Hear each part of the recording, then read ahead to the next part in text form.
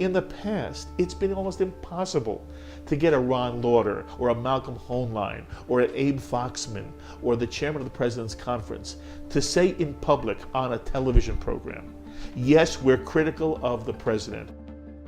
Three prominent American Zionist leaders, Malcolm Hoenlein, Executive Vice Chairman of Conference of Presidents, Abraham Foxman, former National Director of Anti-Defamation League, Ronald S. Lauder, former Chairman of Conference of Presidents, a long-term President of World Jewish Congress, Malcolm Hoenlein.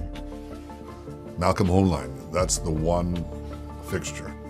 There was no one better to consult than Malcolm Hoenlein. He had opened doors in the White House, in all the different administrations, with all the different presidents, with all the different powers of the United States in a period of 30 years. A Zionist leader who fights staunchly for the release of an Israeli spy, while acknowledging that his recommendations are against the national security interest of the United States. We know that there remains opposition among some of the security agents. We hope that justice will be served and that he will be let go to rebuild his life. He has no interest in political involvement.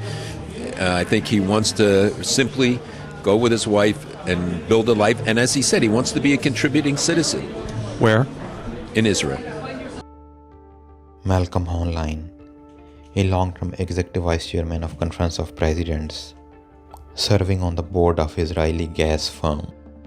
Malcolm Hoenlein now urging the government of United States to stand up for Egyptian president.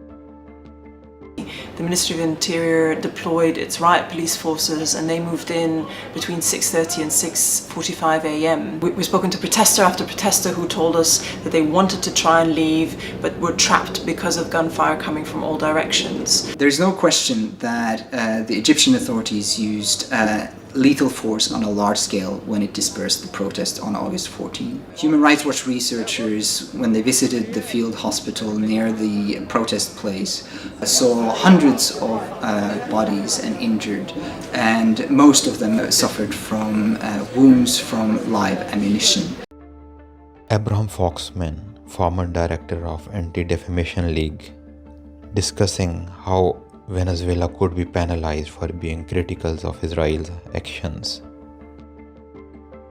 Hi Abe, I wanted to ask you since we met last about the issue of Venezuela, because I heard voices kind of saying it's not so bad and Latin America is not so bad, but I'm not convinced. And the question you have is good reason not to be convinced. You have good reason. It is getting worse. Right.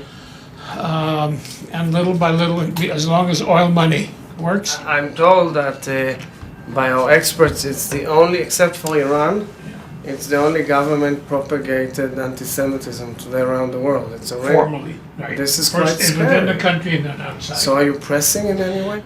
We've talked to Jesse Jackson, who has a relationship, but it's not for camera. But there are other plans. We'll talk about it in a minute. A long-term president of World Jewish Congress and former chairman of a Conference of Presidents, Ronald Lauder. I have an institute at the University of Pennsylvania, and I found out the School of Arts and Sciences were mainly people who were anti-Semitic. I said, okay, none of those teachers can teach in my school, the Lauder Institute. They said, you can't tell them. I said, sure I can. And you know something? They're not teaching there, and they're all of a sudden scared.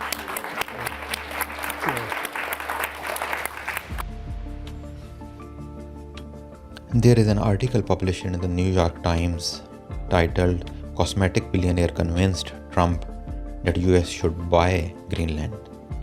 According to this article, the notion that US should acquire Greenland came from Ronald S. Lauder, who had known President Trump since college.